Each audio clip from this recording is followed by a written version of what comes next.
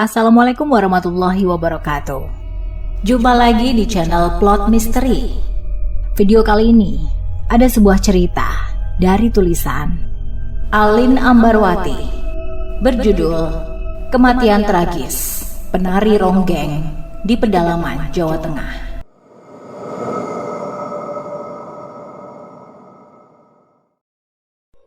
Namaku Dwi.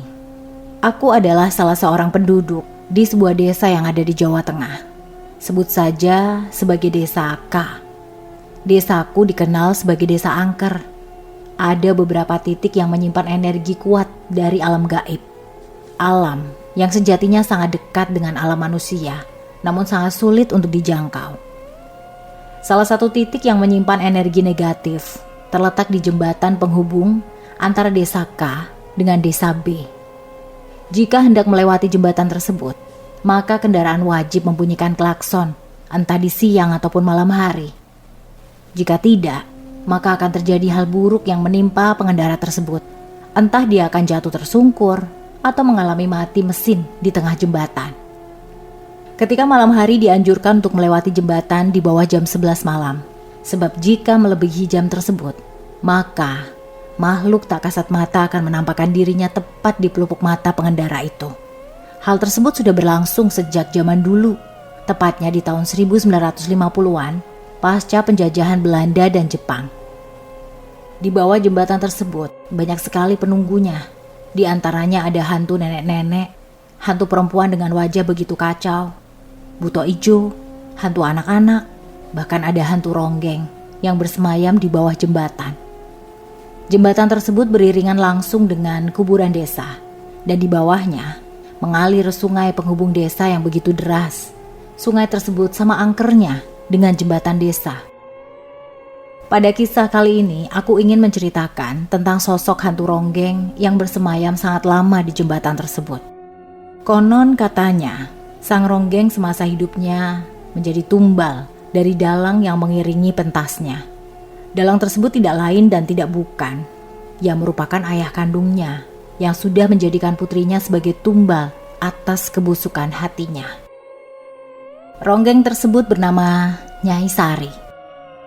Sebelum menjadi seorang ronggeng, Nyai Sari merupakan gadis desa biasa. Namun, parasnya begitu cantik dan dia memiliki kepiawaian dalam menari.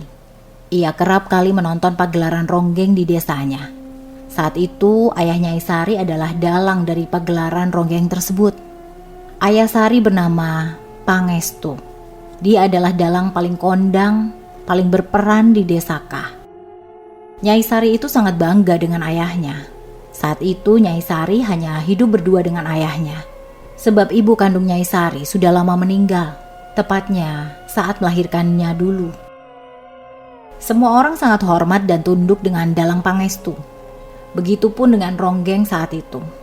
Namun sangat disayangkan, dalang Pangestu kerap kali memanfaatkan penghormatan semua orang untuk hal-hal yang tidak semestinya.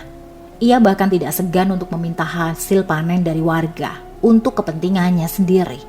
Jika para warga tidak mematuhi apa yang diucapkannya, maka ia akan mengancam untuk tidak lagi menjadi dalang. Sedangkan di Desa K, dia merupakan satu-satunya dalang yang mampu memimpin pagelaran ronggeng dengan baik. Di sisi lain, jika di Desa K tidak diselenggarakan pagelaran ronggeng, maka Desa K akan mengalami musibah atau malapetaka secara berkepanjangan. Dimulai dari gagalnya panen warga, banyaknya kasus kematian, munculnya wabah penyakit, dan malapetaka yang lainnya. Desa K dan ronggeng seakan memiliki ikatan yang begitu erat dan tidak bisa lagi terbantahkan.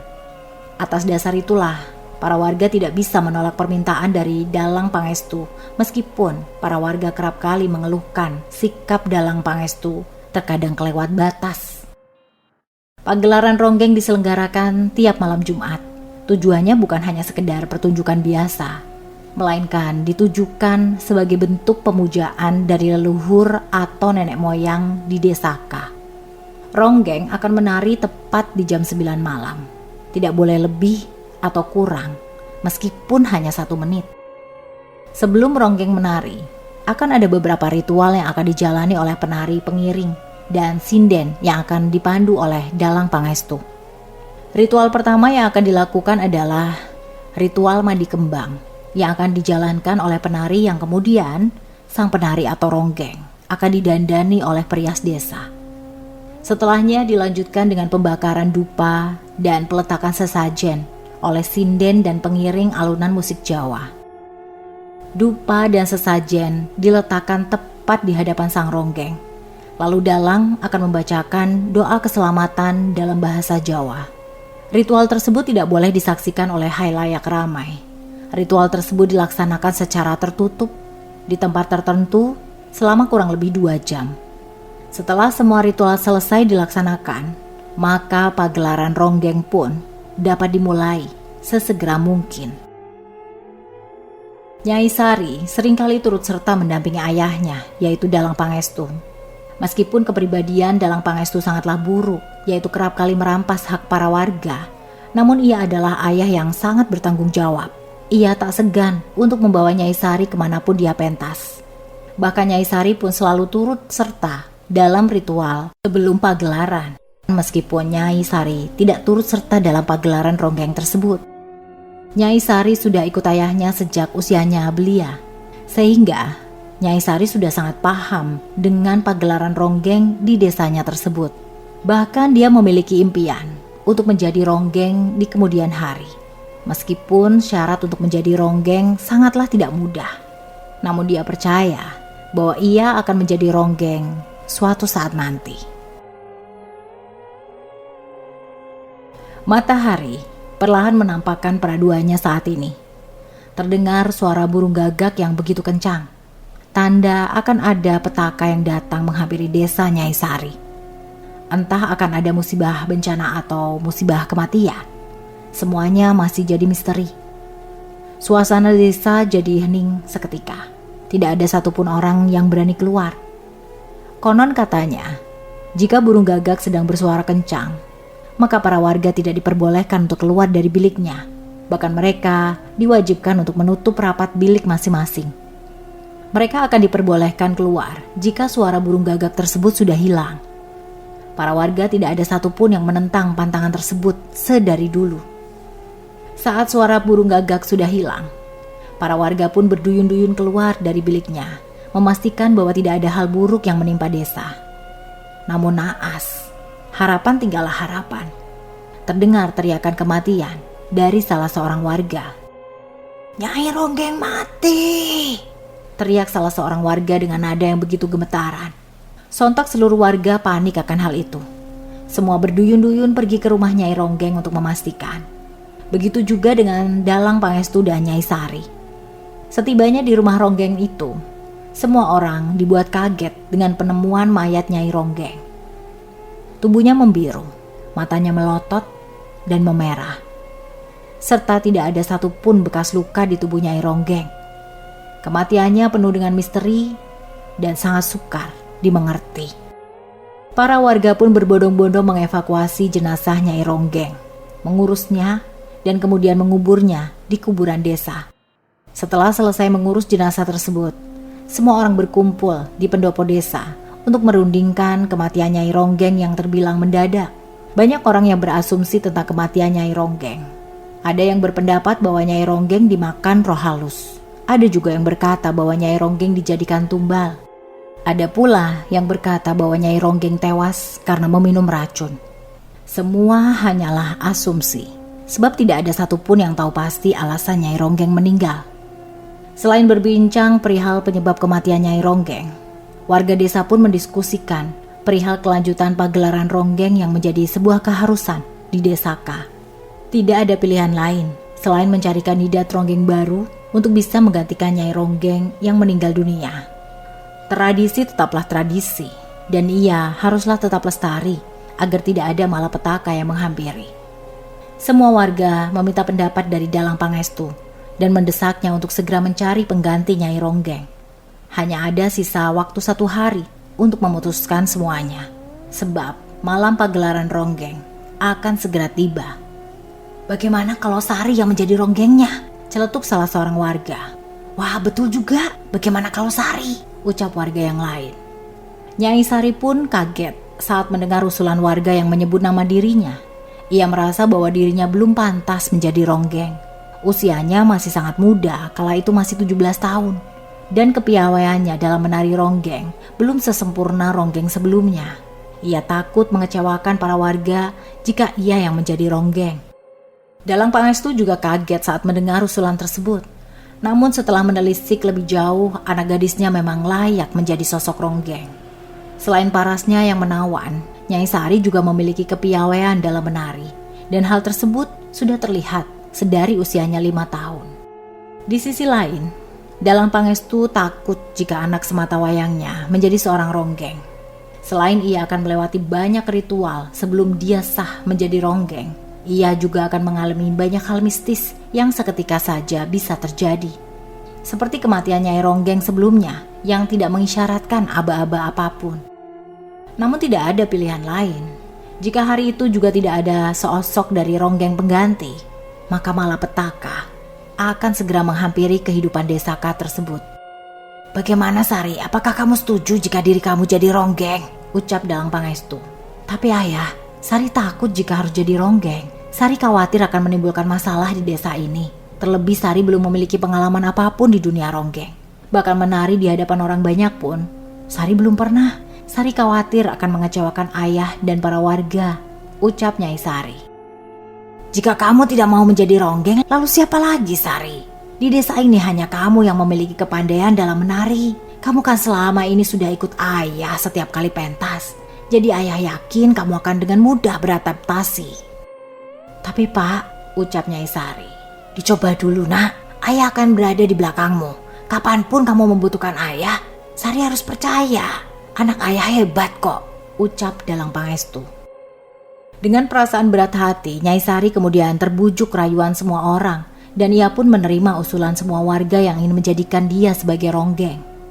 Sebelum Nyai Sari melakukan pagelaran ronggeng pada esok harinya, Dalang Pangestu lebih dulu melakukan ritual pada diri Sari. Sari hanya mengikuti arahan-arahan dari Dalang Pangestu. Sari berharap tidak akan ada lagi kejadian janggal yang menimpa penduduk desa dengan bergabungnya dia dalam pagelaran ronggeng sebagai penerus Nyai Ronggeng yang sudah meninggal beberapa hari lalu. Nyai Sari pun secara resmi menjadi ronggeng desa. Namun ada beberapa ritual yang harus Nyai Sari lewati. Ritual pertama yaitu merendamkan seluruh badan di sumber mata air utama desa dengan dibalut wewangian bunga 7 rupa. Ritual tersebut disaksikan oleh seluruh warga desa dengan dipandu oleh Dalang Pangestu. Setelah ritual pertama selesai dilaksanakan, lalu dilanjutkan dengan ritual kedua, yaitu kirap desa. Nyai Sari akan ditandu dengan tandu bambu yang akan dibawa oleh 4 pemuda desa. Tujuannya yaitu memperkenalkan ronggeng baru yang akan membawa nama desa dan melestarikan adat istiadat desa. Nyai Sari pun dengan senang hati mengikuti rangkaian ritual yang diwajibkan sebagai seorang ronggeng. Ritual ketiga yang harus dilalui oleh Nyai Sari yaitu pengikatan rahim. Seorang ronggeng tidak diperbolehkan melahirkan sebab badannya akan berubah jika ia kemudian melahirkan seorang anak. Itu artinya seorang ronggeng juga tidak diperkenankan untuk menikah dengan seorang pria. Ritual ketiga ini membuat Nyai Sari bimbang. Dalam hati kecilnya, Nyai Sari sangat ingin di kemudian hari bisa menikah dan memiliki seorang anak. Namun hidup adalah sebuah pilihan. Demi menyelamatkan keberlangsungan kehidupan di desanya, Nyai Sari berkenan untuk mengorbankan keinginan di hati kecilnya itu.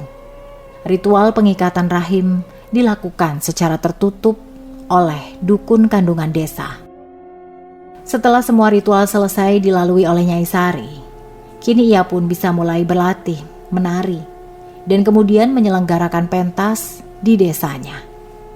Kehadiran ronggeng muda menjadi daya tarik tersendiri bagi penduduk desa, terlebih bagi para kaum Adam. Selain ingin menyaksikan pertunjukan ronggeng, mereka pun ingin melihat paras cantik dari Nyai Sari. 2 hari berlatih menari, kini tiba waktunya Nyai Sari melaksanakan pentas di hadapan para warga. Malam itu, Nyai Sari nampak begitu gugup. Dia dirias oleh perias desa hingga begitu cantik. Sebelum pagelaran dimulai, Nyai Sari pun mengikuti ritual rutin yang biasa dilakukan oleh kelompok pementasan ronggeng, baik itu dalang, sinden, maupun pengiring pentas. Nyai Sari tampil begitu sempurna hingga membuat semua orang yang melihatnya terpikat tanpa berkedip. Sorak-sorai semua warga mengiringi pementasan sedari awal hingga penutupan. Namun, di tengah-tengah pentas, kejadian janggal terjadi. Tarian Nyai Sari yang semua halus mendadak menjadi lebih bertenaga dengan gerakan yang begitu cepat. Mata Nyai Sari perlahan mulai melotot. Keringatnya pun mengucur begitu deras. Gerakannya semakin kencang, dan bruk. Nyai Sari tersungkur di atas lantai pementasan. Semua warga kaget melihat Nyai Sari terjatuh dan tak sadarkan diri. Dalang Pangestu yang tak lain adalah ayahnya nampak begitu khawatir dengan anak sematawayangnya itu. Ia mencoba menyadarkan Nyai Sari namun tak kunjung berhasil. Perlahan-lahan, Nyai Sari pun mulai membuka matanya sedikit demi sedikit. Tersenyum lebar, kemudian tertawa terbahak-bahak. Semua orang kebingungan dengan apa yang dilakukan Nyai Sari. "Kalian semua menjauh dulu, jaga jarak. Saya akan coba menyadarkan Sari, sebab di dalam jiwa Sari masih ada makhluk tak kasat mata yang ingin menghancurkan pementasan perdananya," ucap Dalang Pangestu. Selain piawai dalam urusan mendalang, dia juga memiliki kemampuan supranatural yang tidak dimiliki kebanyakan orang.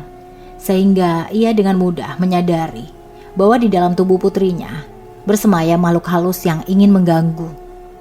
Seluruh warga pun mengangguk tanda mengerti apa yang diucapkan Dalang Pangestu. Sinden dan pengiring pementasan juga turut menjaga jarak dari Nyai Sari. "Siapa kamu?" ucap Dalang Pangestu pada Nyai Sari. Nyai Sari tertawa kecil menggoda Dalang Pangestu. "Mengapa kamu mengganggu pementasan kami?" tanya Dalang Pangestu lagi. "Kamu sudah membunuh saya," ucap Nyai Sari yang sedang kerasukan dengan nada marah. "Nyai Sinta?" tanya Dalang Pangestu. Nyai Sinta merupakan sosok ronggeng sebelum Nyai Sari yang meninggal mendadak tanpa diketahui penyebab pastinya. "Mengapa?" ucap Nyai Sari. Dalang Pangestu mencoba membungkam mulut Nyai Sari yang sedang dirasuki arwah Nyai Sinta. Dalang Pangestu langsung membacakan mantra mengusir arwah yang masuk ke dalam tubuh Nyai Sari. Dalam waktu yang tak begitu lama, Dalang Pangestu berhasil mengusir arwah tersebut dan kembali menyadarkan Nyai Sari. Tidak ada yang mengetahui kata yang diucapkan Nyai Sari saat kerasukan arwah. Sebab semua warga menjaga jarak cukup jauh dari Dalang Pangestu dan Nyai Sari. Dalang Pangestu nampak begitu gugup. Ia pun memutuskan untuk menyudahi pementasan malam itu. Kejadian malam itu menjadi sedikit trauma untuk Nyai Sari. Dia memang tidak sadar jika ia pingsan dan kemudian dirasuki oleh arwah Nyai Sinta. Namun, hati kecilnya mengatakan bahwa ada sesuatu hal yang tidak benar dan harus segera diluruskan. Namun Nyai Sari tidak mengetahui hal yang dimaksud dalam pikirannya itu apa. Dia pun lebih banyak terduduk, merenung setelah malam pementasan itu. Dalang Pangestu pun menghampiri Nyai Sari yang saat itu sedang melamun di halaman rumah. "Kenapa, Nduk?" tanya Dalang Pangestu. "Tidak ada apa-apa ya," ucap Nyai Sari. "Tapi mata kamu tidak bisa berbohong loh, Nduk. Cerita sama ayah," ucap Dalang Pangestu. "Semalam arwah Nyai Sinta masuk ke tubuhku kan ya?" tanya Nyai Sari. "Ya betul, tapi ayah berhasil mengeluarkan dia dari tubuh kamu." "Mengapa arwah Nyai Sinta gentayangan ayah?" tanya Nyai Sari. "Mungkin Nyai Sinta itu pengen menyapa kamu, Nduk. Terlebih lagi kamu kan yang menggantikan dia sebagai penari ronggeng di sini," ucap Dalang Pangestu. "Apakah hanya itu ya?" tanya Nyai Sari. "Iya, sudah kamu jangan terlalu memikirkan hal itu. Kamu fokus saja menari," ucap Dalang Pangestu. Nyai Sari pun mengangguk tanda setuju dengan apa yang dikatakan ayahnya. Meskipun dalam hati kecilnya masih menyimpan ribuan pertanyaan yang pengen dilontarkan. Namun Nyai Sari mencoba menahannya untuk kemudian mencari kebenarannya sendiri. Pagi pun berganti siang dan kini siang berganti malam. Suasana desa sangat sepi. Tak ada satu orang pun yang keluar bilik ketika malam hari. Penerangan pun hanya berasalkan dari damar di setiap halaman rumah. Jika tidak ada pagelaran ronggeng, suasana Desaka memang sangat sepi. Semua orang lebih memilih untuk istirahat di dalam rumah, untuk sekedar melepas lelah dibandingkan harus keluar untuk hal yang tidak penting. Selain itu, dengan tetap menetap di rumah saat malam hari, hubungan keluarga pun akan terjalin dengan erat. Itulah hal yang dilakukan oleh penduduk desa. Malam pun semakin larut. Nyai Sari pun beranjak ke tempat tidurnya untuk tidur dan melepaskan penat. Setelah beberapa waktu, Nyai Sari pun bermimpi hal yang tidak mengenakan. Ia berjumpa dengan Nyai Sinta di dalam mimpinya. "Sari, tolong aku," ucap Nyai Sinta merintih kesakitan. "Nyai Sinta, kenapa? Siapa yang sudah menyakitimu?" tanya Nyai Sari. "Tolong tuntaskan dendamku, Sari. Aku tidak ingin terbunuh sia-sia." "Terbunuh sia-sia? Siapa yang coba membunuhmu?" tanya Nyai Sari. "Ayahmu, Sari," ucap Nyai Sinta. "Tidak mungkin, ayahku sangat baik, Nyai." "Tapi itu kenyataannya. Apa yang bisa Nyai tunjukkan membuktikan bahwa ayah bersalah?" ucap Nyai Sari. "Setelah ritualmu yang terakhir, kamu akan mengetahui semuanya." "Bukannya semua ritual sudah diselesaikan?" tanya Nyai Sari. "Masih ada satu ritual lagi, dan itu sangatlah tidak mudah. Aku harap kamu mampu untuk bertahan," kata Nyai Sinta. Saat Nyai Sari ingin menanyakan lebih detail tentang hal itu, arwah Nyai Sinta yang masuk ke mimpinya Sari perlahan-lahan hilang. Nyai Sari terbangun dari mimpinya. Ia nampak kebingungan dengan apa yang menimpa dirinya. Mimpi tentang Nyai Sinta, kedatangan arwah Nyai Sinta dalam pementasan, dan semua hal yang memiliki kaitan erat dengan pementasan ronggeng. Nyai Sari pun memutuskan untuk mencari tahu kebenaran tentang kematian Nyai Sinta dan tentang ronggeng di desa. Nyai Sari ingin Nyai Sinta bisa damai di surga tanpa harus memikirkan banyak hal. Setelah dipikir lebih matang, kematian Nyai Sinta secara mendadak memang tidaklah wajar. Banyak sekali hal yang harus diselidiki untuk menegakkan keadilan bagi Nyai Sinta. Banyak sekali hal yang Nyai Sinta korbankan demi menjadi penari ronggeng. Sehingga tidak pantas Nyai Sinta menerima kehancuran yang dia tidak pernah perbuat sebelumnya. Nyai Sari bertekad untuk mencari tahu kebenaran tentang kematian Nyai Sinta seorang diri. Meskipun dia begitu akrab dengan ayahnya, yaitu Dalang Pangestu. Namun untuk hal ini dia tidak melibatkan siapapun, terutama Dalang Pangestu. Alasan utama Nyai Sari memilih untuk menelusuri seorang diri. Yang pertama karena arwah Nyai Sinta meminta Nyai Sari untuk bungkam. Kedua, karena ia tidak ingin dianggap tak waras, karena mengetahui keberadaan arwah ataupun makhluk dari dunia lain. Penelusuran hari pertama dimulai. Berbekal mimpinya tentang kematian Nyai Sinta yang menyatakan bahwa kematiannya karena ulah Dalang Pangestu. Nyai Sari mulai mengamati gerak-gerik ayahnya. Meskipun dalam hati kecilnya dia tidak percaya jika ayahnya lah yang membunuh Nyai Sinta.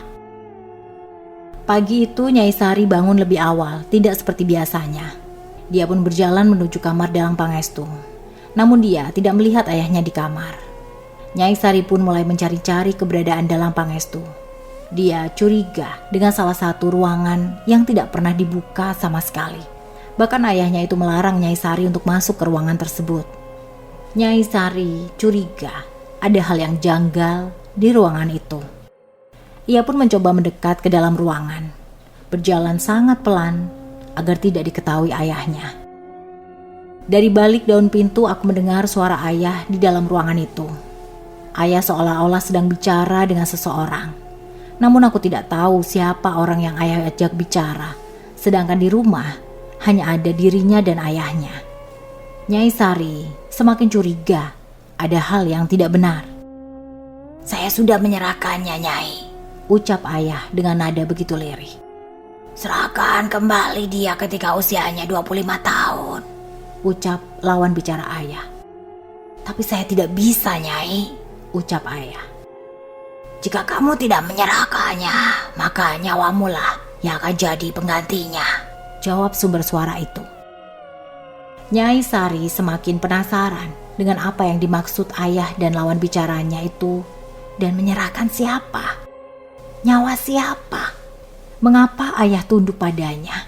Siapa dia? Banyak sekali pertanyaan-pertanyaan di benak Nyai Sari. Nyai Sari pun mencoba lebih keras lagi untuk bisa melihat seisi ruangan itu. Dia mencari celah-celah untuk mengintip. Ia pun melihat sebuah lubang kecil di dekat jendela. Nyai Sari pun memanfaatkannya untuk melihat isi dalam ruangan tersebut. Dengan hati-hati dia mencoba mengintipnya. Nyai Sari begitu kaget ketika melihat ayahnya hanya seorang diri di ruangan tersebut. Sedangkan jelas-jelas tadi dia mendengar ayahnya sedang berbincang dengan seseorang. Ia juga melihat isi ruangan ayah dengan sesajian, aneka jenis keris, dan banyak sekali lukisan seorang ronggeng. Ruangan tersebut menggambarkan sosok ayah yang seorang dalang. Tak lama setelahnya, Nyai Sari pun memutuskan menyudahi pengintaiannya hari itu. Ia tidak ingin ayahnya mengetahui bahwa ia sedang berada di ruangan terlarang tersebut dan mencoba mencari tahu tentang ayahnya. Fajar pun segera tiba. Nyai Sari bergegas kembali ke kamarnya. Dia merenungkan kejadian yang baru dilihatnya. Tak lama kemudian, sosok arwah Nyai Sinta menghampiri Nyai Sari yang sedang melamun saat itu. Semenjak Nyai Sari dirasuki oleh Nyai Sinta, ia pun bisa menyadari keberadaan arwah dan bisa melihatnya. Sari, tolong aku. Nyai Sari kembali menyadari keberadaan Nyai Sinta. Ia pun tersadar dari lamunannya. Saya sudah mulai membantu Nyai mendapatkan keadilan. Namun saya ragu, saya bisa atau enggak Nyai. Saya akan membantu, ucap arwahnya Nyai Sinta. Bagaimana caranya? Kamu akan tahu dengan sendirinya, Sari, kata arwah Nyai Sinta. Nyai Sari pun menyetujui apa yang diucapkan oleh Nyai Sinta. Meskipun sebelumnya Nyai Sari tidak begitu mengenal Nyai Sinta, namun dia merasa bahwa dia dan Nyai Sinta memiliki ikatan batin yang tidak biasa. Nyai Sari tidak mengetahui alasannya. Besok semuanya akan nampak, ucap arwah Nyai Sinta. Apa yang nampak? Tanya Nyai Sari. Semuanya, ucap Nyai Sinta. Nyai Sari pun tidak banyak bertanya lagi dengan Nyai Sinta. Ia pun memutuskan untuk membuktikan omongan Nyai Sinta keesokan harinya. Nyai Sari berharap tidak ada hal buruk yang terjadi. Namun harapan tinggallah harapan. Manusia hanya bisa berusaha, namun Tuhanlah yang pantas merealisasikannya. Arwah Nyai Sinta pun mengajak Nyai Sari untuk pergi ke suatu tempat. Kala itu sinar pagi terpancar begitu nyata. Nyai Sari bertanya-tanya ke arah mana Nyai Sinta akan membawanya. Nyai Sari pun berjalan menyusuri jalan desa, masuk ke daerah pesawahan, dan terakhir masuk ke sebuah hutan. Mengapa Nyai membawaku kemari? Tanya Nyai Sari. Lihat itu, ucap Nyai Sinta sembari menunjuk sebuah pohon beringin besar yang tumbuh lebat di halaman rumah. Ada apa dengan pohon itu? Tanya Nyai Sari. Mendekatlah, kamu akan tahu semuanya, ucap arwah Nyai Sinta. Nyai Sari kemudian mendekat dan memegang batang pohon di depannya. Arwah Nyai Sinta pun masuk ke tubuh Nyai Sari. Dari situlah Nyai Sinta menggambarkan kejadian yang sebenarnya kepada Nyai Sari. Nyai Sinta menceritakan bahwa seorang ronggeng akan mati ketika dirinya memasuki usia 25 tahun. Ronggeng sebelum Nyai Sinta pun tewas mengenaskan sama sepertinya. Menurut kabar yang beredar, para ronggeng dijadikan tumbal pemujaan dari dalang Pangestu. Namun banyak orang tidak setuju dengan pernyataan itu. 1 bulan sebelum Nyai Sinta tewas mengenaskan, dia mendapatkan masalah yang bertubi-tubi. Dimulai dengan masalah kesehatannya yang seketika menurun drastis, masalah keuangan yang mendadak seret, dan perihal kepercayaan dari tim pentas yang mendadak hilang tanpa sebab. Hingga suatu ketika Nyai Sinta merasa ada hal yang janggal atas dirinya, dia pun kemudian mendatangi Dalang Pangestu untuk minta saran dan arahan. Dalang Pangestu saat itu sangat senang ketika Nyai Sinta datang padanya. Dalang, saya merasakan hal yang janggal dalam hidup saya, ucap Nyai Sinta kala itu. Apa kamu merasa kurang enak badan? Merasa ada masalah keuangan? Atau mungkin kamu merasa bahwa kehadiranmu kurang dihargai oleh tim dalam pagelaran ronggeng? Ucap Dalang Pangestu. Betul Dalang, semua yang Dalang ucapkan benar, itu yang saya alami saat ini. Baik, saya akan membantumu Sinta, ucap Dalang Pangestu. Dalang Pangestu pun mengajak Nyai Sinta ke sebuah tempat. Ternyata tempat itu adalah pohon beringin yang saat ini dijadikan sandaran bagi Nyai Sari.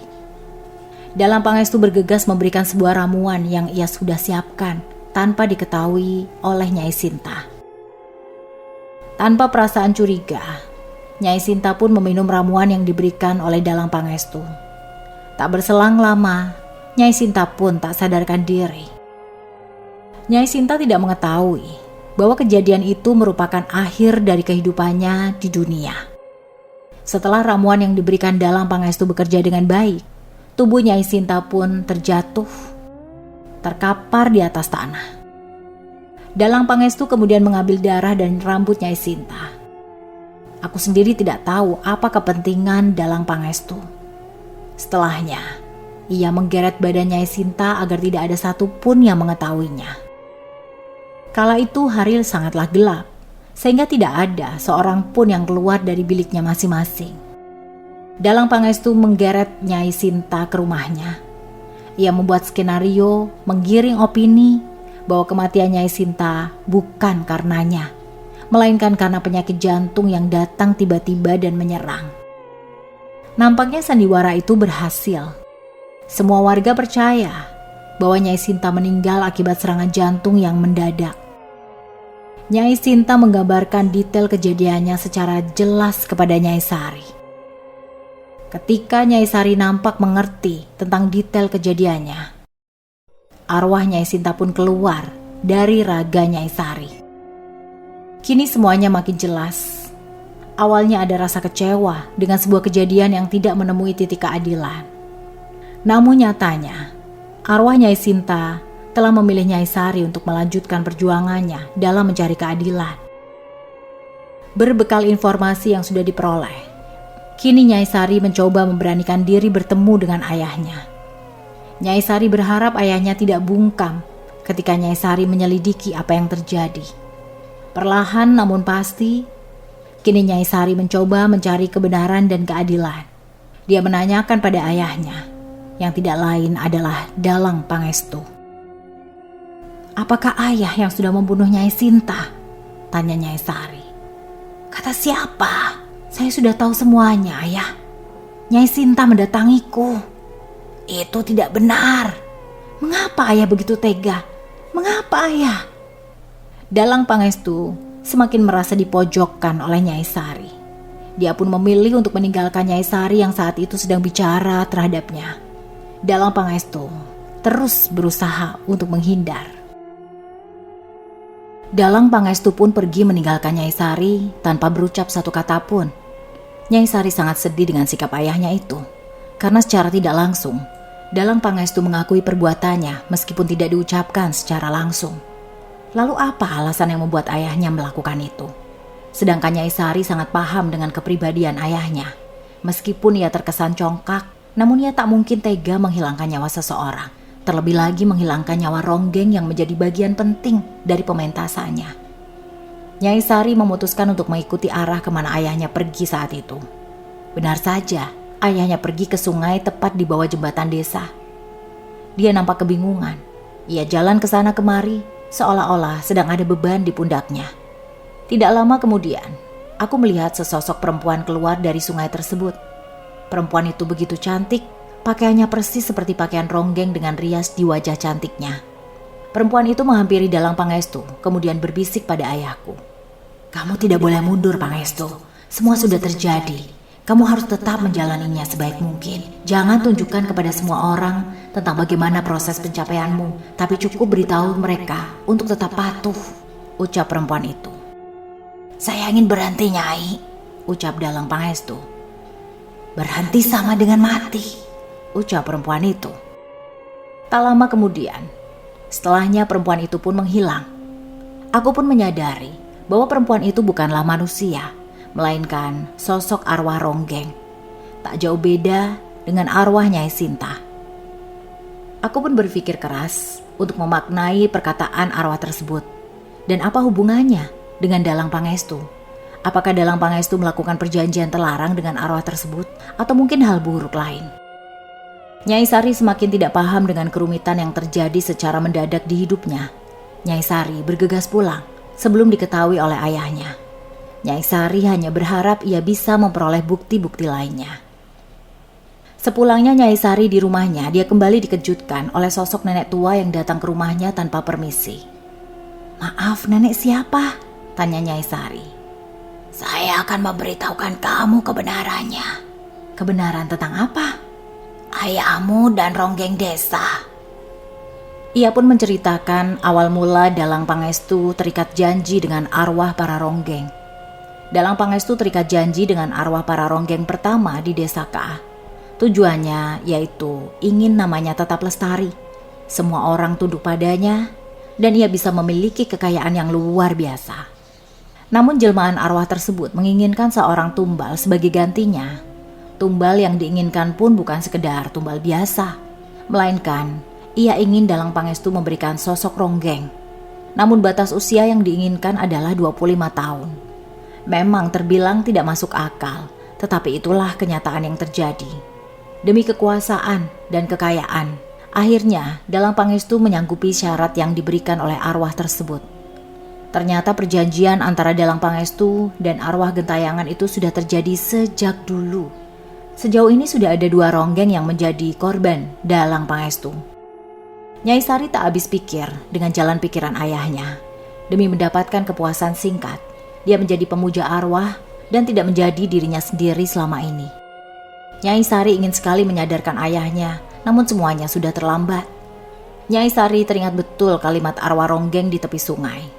Jika ayahnya tersebut memilih untuk mundur, maka ayahnya akan mati. Di sisi lain, Nyai Sari tidak ingin ada korban selanjutnya. Namun di sisi lain juga, jika semuanya disudahi, maka ayahnya lah yang akan menanggung getahnya. Seakan diambang kebuntuan, Nyai Sari tidak bisa memikirkan solusi terbaik atas persoalan ini. Ia pun berpikir bahwa tidak akan ada solusi terbaik selain mengikuti garis takdirnya. Namun Nyai Sari bertekad untuk membicarakannya dengan ayahnya secara baik-baik. Nyai Sari berharap tidak ada lagi korban-korban berikutnya, meskipun kemungkinan itu sangat kecil. Nyai Sari pun berusaha menjalankan kehidupannya dengan biasa, meskipun dia sendiri merasa khawatir jika di kemudian hari ayahnya benar-benar tega untuk membunuh Nyai Sari, yang tak lain adalah ronggeng baru di desa Ka. Malam ini adalah malam bulan purnama. Sebagai seorang ronggeng, banyak sekali ritual yang harus Nyai Sari ikuti untuk mempertahankan kecantikannya. Nyai Sari harus berendam di sumber air desa seorang diri. Sebenarnya setelah mengetahui kebenaran tentang adanya perjanjian ronggeng, Nyai Sari tidak ingin lagi menjadi ronggeng. Dia ingin berhenti. Namun tidak ada pilihan lain selain melanjutkan. Perihal ayahnya hanya Nyai Sari saja yang mengetahui kebenarannya. Saat Nyai Sari memasukkan tubuhnya ke sumber mata air, ia merasa ada sepasang mata sedang mengawasi. Nyai Sari berusaha untuk tetap tenang, meskipun saat itu dia hanya seorang diri di sumber mata air tersebut. Perlahan, namun pasti, sosok yang mengintai Nyai Sari muncul. Nampak 2 pemuda menghampiri Nyai Sari. Mereka pun merayu Nyai Sari. Nyai Sari nampak ketakutan dengan rayuan kedua pemuda itu. Dia ingin sekali berteriak, namun mulutnya seakan terkunci rapat. Kedua pemuda itu mendekat, semakin mendekat Nyai Sari. Mereka berdua nampak bukan penduduk asli desa, sehingga mereka tidak tahu bahwa perempuan yang sedang dirayu adalah seorang ronggeng yang dihormati di desa Ka. Mereka berdua berniat jahat terhadap Nyai Sari. Ternyata sedari awal ketika Nyai Sari merendamkan badannya ke dalam sungai, mereka sudah mengamati dan menikmati lekuk tubuh Nyai Sari. Mereka pun memaksa Nyai Sari untuk melayaninya. "Cantik, layani aku dong." Kamu siapa? Kamu tidak perlu tahu siapa kami. Kamu hanya perlu melayani kami saja." Suasana di sekitar sungai sangat sepi. Nyai Sari mencoba berteriak, namun tak ada seorang pun yang mendengar teriakannya. Nyai Sari yang begitu lemah berhasil digapai oleh kedua pemuda tersebut. Mereka berdua memperkosa Nyai Sari dengan begitu brutal. Nyai Sari sangat ketakutan, namun tidak bisa melawan kuatnya tubuh kedua pemuda. Secara bergantian, kedua pemuda tersebut menikmati tubuh Nyai Sari yang masih begitu suci. Nyai Sari hanya bisa menangis dan menangis, tidak mampu berbuat apa-apa. Malam purnama menjadi malam yang begitu kelam bagi Nyai Sari. Bahkan dia tidak mampu mengampuni dirinya sendiri. Jika ia memiliki kekuatan lebih, tentu kejadian itu tidak akan menimpa dirinya. Namun nasi sudah terlanjur menjadi bubur. Nyai Sari sudah menjadi korban pemerkosaan dan ia tidak mampu mengembalikan kesuciannya. Setelah berhasil menaklukkan Nyai Sari dan menyetubuhinya, kedua pemuda itu pun bergegas pergi meninggalkan Nyai Sari yang sedang tergeletak lemas.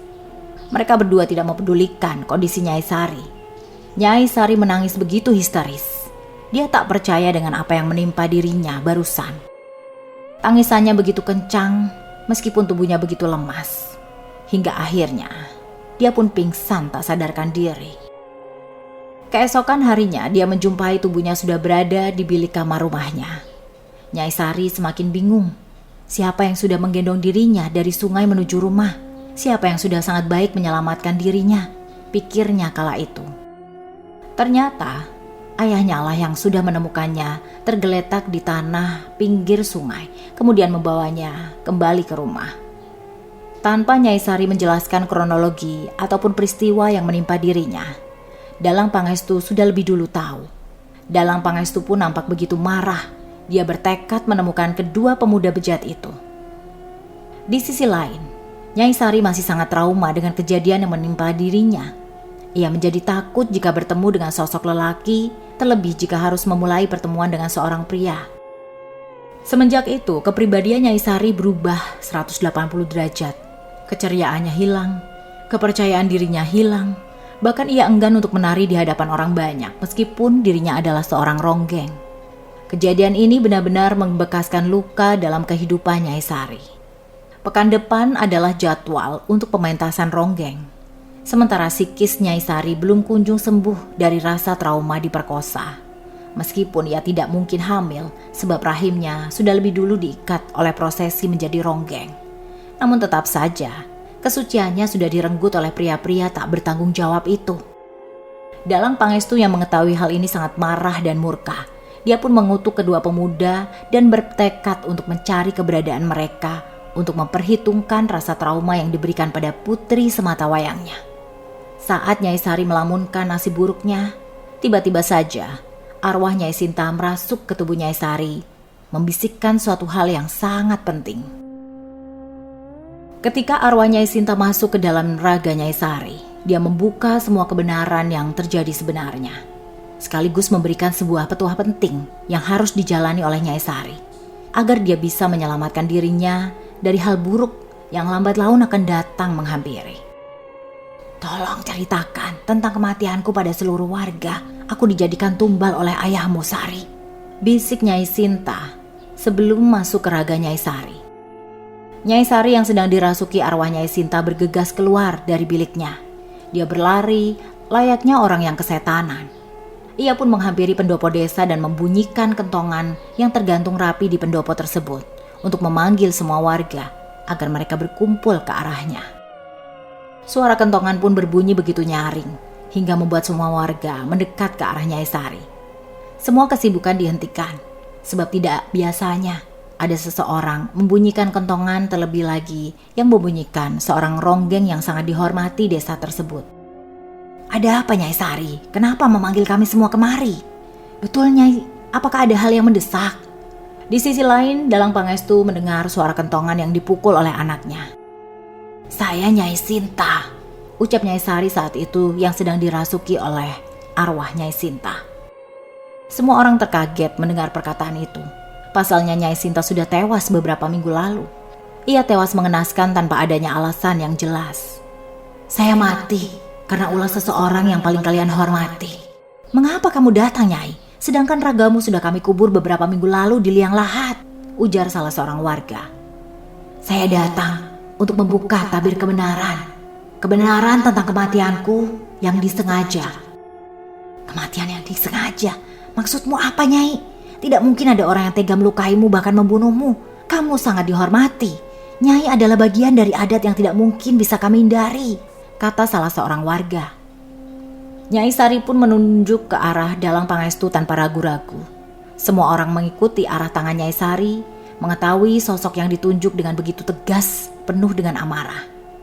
Dia menjadikanku tumbal, ucap Nyai Sari yang masih dirasuki arwah Nyai Sinta. Dia membuat kesepakatan dengan bangsa jin, menjadikan semua ronggeng di desa sebagai tumbalnya saat usianya menginjak 25 tahun. Apa ini wajar? Bukan hanya itu saja, hormatnya kalian terhadapnya adalah ilusi yang diperolehnya atas hasil kesepakatan bersama bangsa jin. Selain itu, apa kalian ingat ketika anak gadisnya akan dijadikan seorang ronggeng, ia menolaknya di awal karena ia tidak ingin anaknya menjadi tumbal atas keburukan ayahnya sendiri, ucap arwah Nyai Sinta. Dalang Pangestu yang mendengar semua perkataan Nyai Sinta begitu kaget. Ia pun mencoba menyangkalnya. Jangan kalian dengarkan arwah Jalang ini. Dia berkata demikian karena dia mati sia-sia tanpa membawa apapun. Bahkan segenggam harta pun tidak. Ia tewas mengenaskan akibat serangan jantung, bukan karena tumbal seperti yang dimaksud. Lagi pula untuk papa saya menjadikannya tumbal, ucap Dalang Pangestu mencoba menyangkal. Para warga dibuat bingung menentukan perkataan siapa yang benar. Arwah Nyai Sinta atau Dalang Pangestu yang teramat dihormati di desa itu. Apakah Nyai Sinta atau Dalang Pangestu dapat memberikan bukti atas ucapannya masing-masing? Kami tidak ingin mengambil langkah yang salah dengan memihak orang yang tidak semestinya, ucap para warga. Kalian masih butuh bukti setelah menyaksikan saya terbujur kaku di lantai. Padahal kalian tahu saya tidak pernah sekalipun menderita sakit, lebih-lebih sakit jantung. Lalu apakah kalian tetap percaya semua perkataan Dalang Pangestu setelah ia bertindak semena-mena terhadap kalian? Mengambil paksa hasil panen kalian, membentak dan memarahi kalian? Haus penghormatan dan selalu merasa dirinya adalah orang penting dan berpengaruh di desa ini, ucap arwah Nyai Sinta. Semua warga mulai percaya dengan ucapan arwah Nyai Sinta yang mulai masuk akal. Selama ini, Dalang Pangestu menjadi sosok yang mengerikan. Selalu merampas hasil panen, haus penghormatan dan hal buruk lainnya. Sehingga tidak mustahil jika dia pun melakukan hal keji dengan membuat kesepakatan antara dirinya dengan bangsa jin. Namun mengapa ia malah mengorbankan ronggengnya, alih-alih mengorbankan orang lain? Sedangkan ronggeng memiliki peranan penting dalam perkembangan adat desa. Dan jika Dalang Pangestu menghilangkan ronggengnya sendiri, itu artinya ia juga mematikan pementasannya sendiri. Banyak hal aneh yang dianggap kurang masuk akal, namun terjadi begitu saja. Dalang Pangestu mulai gelisah dan mencoba untuk menghindar dari kerumunan warga di desa. Ia pun memutuskan untuk pergi tanpa pembelaan lebih lanjut darinya. Melihat gerak-gerik Dalang Pangestu yang memilih pergi meninggalkan warga di pendopo, mereka semakin yakin bahwa Dalang Pangestu benar-benar bersalah. Ia sudah melakukan perjanjian dengan bangsa jin dan menjadikan para ronggeng sebagai tumbal dari keburukannya. Alih-alih pergi untuk menghindari amukan warga, Dalang Pangestu malah kembali ke rumah, masuk ke bilik kosong yang ia jadikan tempat ritual persembahannya untuk meminta pertolongan dari bangsa jin yang menjelma sebagai ronggeng pertama di desa tersebut. Nyai, tolong saya tidak ingin mati karena diamuk warga. Pergilah kamu ke sumber air desa dan bersemedilah. Niscaya semua warga tidak akan menemukan keberadaanmu, ucap jelmaan jin yang menghuni ruang kosong itu. Lalu bagaimana dengan anak saya, Nyai? Ia akan menjadi tumbal terakhirmu jika kamu benar-benar ingin nyawamu selamat. Bagaimana caranya? Larungkan ia di sumber air desa, tepat di bawah jembatan, dalam keadaan hidup. Ia akan mati bersama derasnya aliran sungai dan akan kudekap dengan erat. Jika kamu melakukannya dengan baik, maka semua warga akan lupa semua perkataan yang didengarnya saat ini, dan mereka akan selalu memberikan hormat dan tunduk padamu, ucap jelmaan jin tersebut. Di sisi lain, setelah pengumuman kebenaran tentang kematiannya, Nyai Sinta keluar dari raga Nyai Sari. Nyai Sari pun pingsan setelahnya. Seluruh warga membawa Nyai Sari kembali ke rumah. Beberapa warga perempuan bergantian menyadarkan Nyai Sari. Tak lama kemudian Nyai Sari pun sadar. Warga yang berjaga senang dengan tersadarnya Nyai Sari. Alih-alih berterima kasih, Nyai Sari malah mencari ayahnya. Ayah kemana? Ayah kamu pergi setelah arwah Nyai Sinta menceritakan kebenaran tentang kematiannya. Saya tidak menyangka dalang yang begitu kami hormati nyatanya begitu tega menjadikan para ronggeng sebagai tumbal hanya karena ingin mendapatkan kekuasaan, penghormatan, dan kekayaan dari perjanjiannya bersama bangsa jin yang sudah berlangsung begitu lama, ujar salah seorang warga. Maafkan ayah saya tahu perbuatannya tidak dibenarkan, namun ayah saya yang sangat baik bagi saya.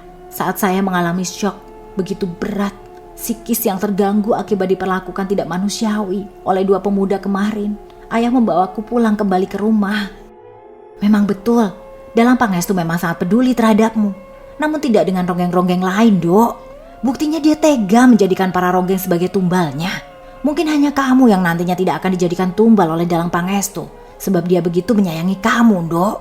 Setelah Nyai Sari siuman dan berbincang sebentar dengan para warga, akhirnya warga pun pamit dan kembali ke bilik masing-masing guna melanjutkan kesibukan mereka. Kini Nyai Sari pun hanya seorang diri di dalam rumah. Tak lama kemudian, Dalang Pangestu kembali ke rumah. Dia langsung mencari keberadaan Nyai Sari. Sari, kamu di mana? Saya di kamar, Ayah. Apakah kamu baik-baik saja? Kamu percaya dengan perkataan ayah, bukan? Ayah tidak menjadikan para ronggeng sebagai tumbal. Ayah hanya mengikuti perintah dari Nyai. Tidak ada hal yang lain, ucap ayah dengan nada gemetaran. Sari paham, Ayah. Sedari awal Sari juga tahu kalau ayah melakukan perjanjian dengan mereka. Sari pun tahu ayah banyak menjadikan para ronggeng sebagai tumbal ayah. Meskipun demikian, Sari tetap menghormati ayah. Ayah sangat baik terhadap Sari, dan ayah adalah orang tua hebat bagi Sari. Terima kasih, Dok. Kamu sudah sangat mempercayai ayah. Sari, ayah ingin berhenti menjalin kesepakatan dengan mereka. Maukah kamu membantu ayah? Apa yang bisa saya bantu, Ayah?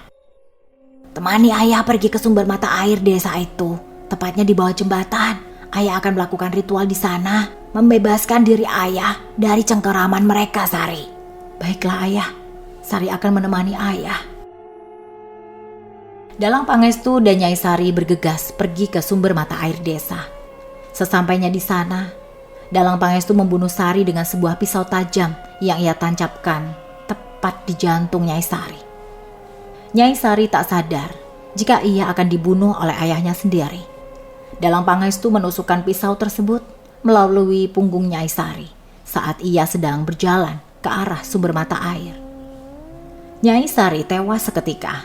Jasadnya pun ditarik oleh Dalang Pangestu menuju sungai tepat di bawah jembatan dan kemudian dilarungkan. Tak lama kemudian, jasad Nyai Sari tenggelam sudah didekap erat oleh jelmaan ronggeng penunggu sungai. Dalang Pangestu menangis begitu keras sesaat setelah menewaskan putri semata wayangnya. Ia seakan-akan tak sadar bahwa ia baru saja menghilangkan nyawa seseorang yang paling berharga dalam hidupnya hanya karena rasa takut. Akibat sifat tamaknya, dia menumbalkan putrinya yang baru saja menjadi seorang ronggeng. Terlebih lagi, putrinya tersebut baru saja mengalami hal yang begitu buruk ketika kesuciannya direnggut oleh dua pemuda keji, dan kini nyawanya pun direnggut oleh ayahnya sendiri. Kini, arwah ronggeng Nyai Sari bersemayam di sungai tepat di bawah jembatan desa. Ia kerap kali menangis ketika malam hari tiba dan beberapa kali menampakkan diri kepada para pengendara yang lewat. Arwah ronggeng dan kehidupan pilunya kini didekap erat dalam dunia lain yang tak mungkin lagi kembali ke dunia nyata. Ya, itulah tadi cerita dari tulisan Alin Ambarwati berjudul Kematian Tragis Penari Ronggeng di Pedalaman Jawa Tengah. Tekan tombol subscribe dan nyalakan notifikasinya agar tidak ketinggalan cerita terbaru dari channel ini. Sekian, wassalamualaikum warahmatullahi wabarakatuh.